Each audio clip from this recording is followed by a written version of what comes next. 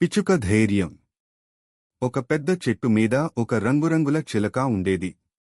ఆ చెట్టు లోతరుగానే చిన్న పిచ్చుక అనే పక్షి తన గూడులో ఉండేది.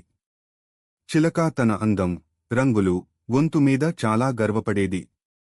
కాని పిచ్చుక చిన్నది. కాని గుండెల్లో పెద్ద కలలతో ఉండేది, ఎత్తుగా ఆకాశాన్ని చేరాలని కల. ఒకరోజు పిచ్చుక ధైర్యంగా చిలకాకు అడిగింది. చిలక అక్కా, నన్ను కూడా ఎత్తుగా ఎగరడం నేర్పిస్తావా? చిలక కొంచెం నవ్వి, నీ చిన్న రెక్కలతో ఇక్కడే బాగుంటావు అని చెప్పింది. పిచ్చుక కొంచెం బాధపడింది. కాని తల వంచలేదు. నేను ప్రయత్నిస్తా అనుకుని దారిమీద రెక్కలు పంచింది.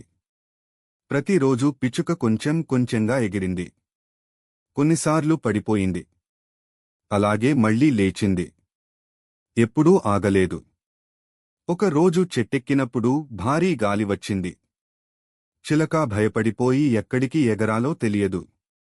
అప్పుడు పిచ్చుక ధైర్యంగా ముందుకు వచ్చింది. నా వెంటరా, మనం కలిసి ఎగరగలం అని చెప్పింది. చిలక ఆశ్చర్యపోయింది. పిచ్చుక చూపిన దారిలో ఇద్దరూ సురక్షితంగా ఎగిరారు. అది చూసి చిలక అర్థం చేసుకుంది. పెద్దదనం రంగులో కాదు, ధైర్యంలో ఉంటుంది. చిలక మెల్లగా చెప్పింది, నువ్వు చిన్నది కాదు, నీ కలలు పెద్దవి. పిచ్చుక చిరునవ్వు నవ్వింది. మనల్ని మనం నమ్మితే మనం ఏదైనా సాధించగలం అని చెప్పింది. ఆ రోజు నుండి చెట్టు మీద ఒక అందమైన స్నేహం మొదలైంది.